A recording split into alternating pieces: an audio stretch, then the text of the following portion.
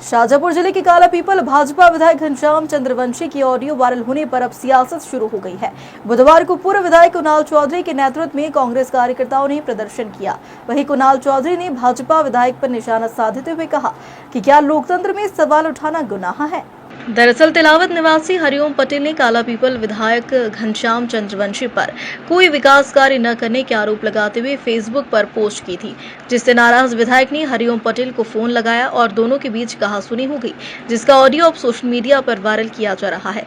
वहीं विधायक से कहासुनी के बाद अवंतीपुर बड़ोदिया पुलिस ने हरिओम पटेल को गिरफ्तार कर लिया है। वहीं हरिओम पटेल की गिरफ्तारी से नाराज कांग्रेस कार्यकर्ताओं ने भाजपा विधायक के खिलाफ मोर्चा खोल दिया। राष्ट्रीय सचिव व पूर्व विधायक कुणाल चौधरी, जिला कांग्रेस अध्यक्ष नरेश्वर प्रताप सिंह, गजेंद्र सिंह सिसोदिया, ब्लॉक कांग्रेस अध्यक्ष अचल मेवाड़ा सहित सैकड़ों की संख्या में कांग्रेस कार्यकर्ता रैली के रूप में तहसील कार्यालय पहुंचे, जहां उन्होंने कार्यालय के बाहर प्रदर्शन किया और विधायक घनश्याम चंद्रवंशी और पुलिस पर जमकर निशाना साधा। काम हमें भी आता है, डराने का काम हमें भी आता है, पर हम डराते थे। एक मिनट रुको, हमने डराया है जब किसान के गेहूं नहीं तुले। यहाँ पे तुलाई होती नहीं है, लूट होती है, थाने तहसील लूट के धंधे चल रहे हैं और आप जमानत नहीं दे रहे हो। एक आदमी अगर आवाज उठाती तो आप आज देने के मन में है कि नहीं थे कि हम धरने पे बैठे। हम भी या तो जेल भेजो या उस आदमी को जमानत दो, सीधी बात है। या तो सब जेल जाएंगे। अगर ये है सवाल है हमारा, क्या तरीका है ये? मतलब कोई भी आदमी या आप हमारे को 15 मिनट का आपके पास आधे घंटे समय है, हम यही बैठे हैं। आप क्या विवेकाधिकार का उपयोग करें और अगर आपने नहीं करा तो हमें भी जेल कर देना, हम भी ये तोड़ के आने वाले हैं। ये पुलिस तो देखो गुलामी करती है और इनके इतने धंधे चलते हैं, सब मालूम है हमें क्या चल रहा है थाने में, कैसी लूट चल रही है, कैसी एक एक जमानत के, कई जमानत के भी पैसे चाहिए, क्या करें? थाने जमानत के पैसे लग रहे, तहसील से जमानत के 151 में दोनों उपलब्ध नहीं है। दोनों कौन सी ऐसी लड़ाई हो गई थी जो 151 धारा लगानी पड़ी पुलिस को? कहाँ है एसडीओपी साहब? कहाँ है? बुलाओ उनको, बुलाओ एसडीओपी साहब। दूसरे पक्ष में भी कार्रवाई होगी ना। और तहसीलदार साहब, अगर आधे घंटे में हमें नहीं मिला तो हम तो यही बैठे, या तो हमें सबको जेल कर।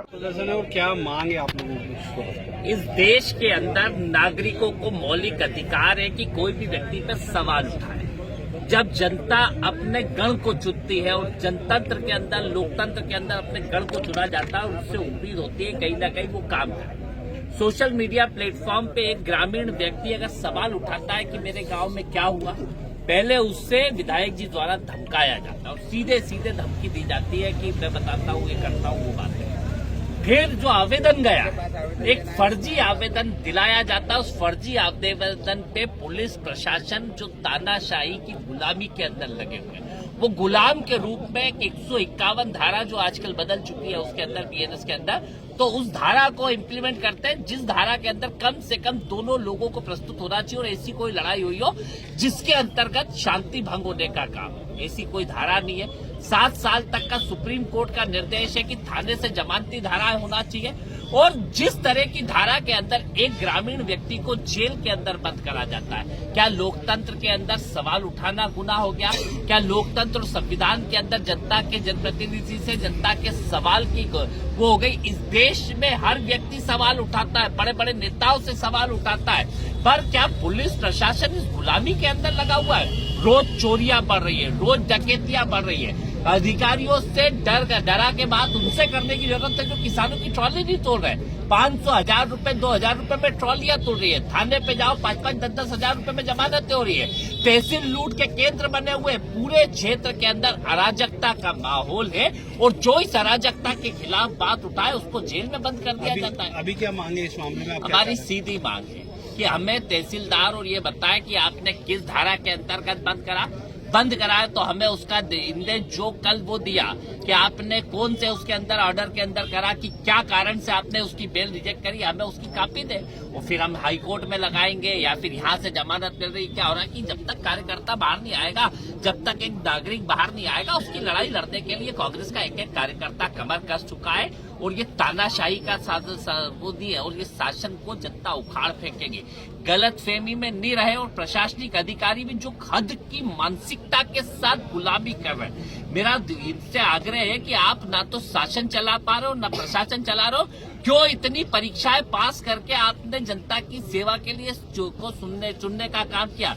लूट और डकैती एक बड़ा गठजोड़ बना हुआ है, जो माफिया तंत्र इस विधानसभा और प्रदेश के अंदर चल रहा है। और वो अधिकारी जो रिश्तेदारों को लगा के उनके ऊपर इधर उधर के केसेस कराने में लगे हुए, जनता को डराने में लगे, एक माफिया तंत्र, भ्रष्ट अधिकारी और भ्रष्ट राजनेताओं की एक बड़ी गठजोड़ है, जो सिर्फ भ्रष्टाचार करते हैं, डराते हैं, धमकाते हैं और लोगों के खिलाफ गलत कार्रवाई करने का काम करते हैं। फर्जी मुकदमे जिनने करे, इनके खिलाफ भी हम कोर्ट के अंदर भी जाएंगे, हाई कोर्ट के अंदर भी जाएंगे। इस लड़ाई को आगे तक लड़ेंगे कि क्या इस संवैधानिक अधिकारों में क्यों रोका गया, क्यों जो जिनको अधिकार था कि तहसील को कि जब 151 सुनना चाहिए था तो दबाव में आके क्यों जेल भेजा गया, और दबाव में जेल भेजा तो आज भी क्यों जमानत नहीं दे रहा है, और क्यों वो नहीं दे रहा है जिसकी हम लोग बात कर रहे हैं। क्या लोकतंत्र और संविधान में जो सवाल कल विधायक जी ने उठाया था कि बताता हूँ क्या आजाद है कि नहीं, मतलब इसका मतलब ये आज देश को वापस गुलाम करना चाहते हैं। पर याद रखे, ये देश संविधान से चला है, संविधान से चलेगा, क्योंकि बाबा साहब अम्बेडकर महात्मा गांधी से जितनी नफरत करते हैं वो नफरत इनके शासन को चलाने में भी दिखती है।